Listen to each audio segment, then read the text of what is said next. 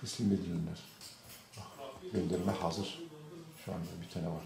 Paketlenecek. Bak burası hepsi paketlenecek. 10 adet paketlenecek sipariş var.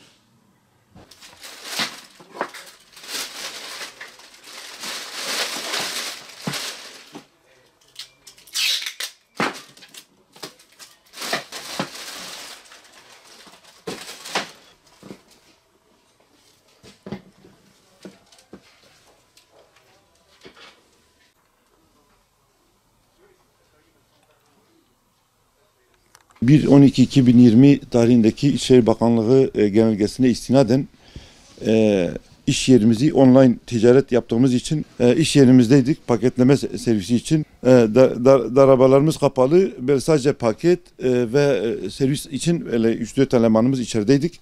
Hazırlık yapıyorduk, kapımız çalındı.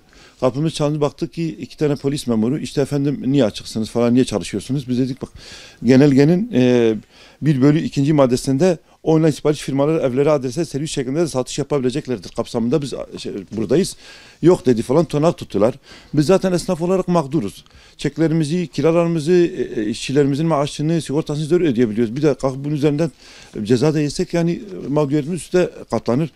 Buna bir çözüm bulmasını istiyoruz. Hem yani şey olarak bizim gibi firmaların çalışabilecek noktasındaki şeyimizi, yani iznimizi şey yapsınlar, hem de bu işi açıklığa kavuştursunlar ve ceza almamak için yani ceza verdirtmesinler bize. Yani bu konuda yetkililerden yardım bekliyoruz. Biz dün bununla ilgili Batman Valiliğine gittim. Vali yardımcıyla görüşmek istedim. Benim talebimi ilettiler. Bir dilekçe yazdırdılar. Dilekçeyi özel kaleme verdim. İşte bu mağduriyetimin oluşmaması için. Yine de bir şey yapamadım. Tam anlamıyla bir muhatap bulamadım. Yani dedim izin alayım, bundan sonra hiç olmazsa ceza, yani böyle bir şey oluşmasın, yani böyle tutanak falan. O konuda dedi biz size döneriz, dönmediler yani. Bekliyoruz yani.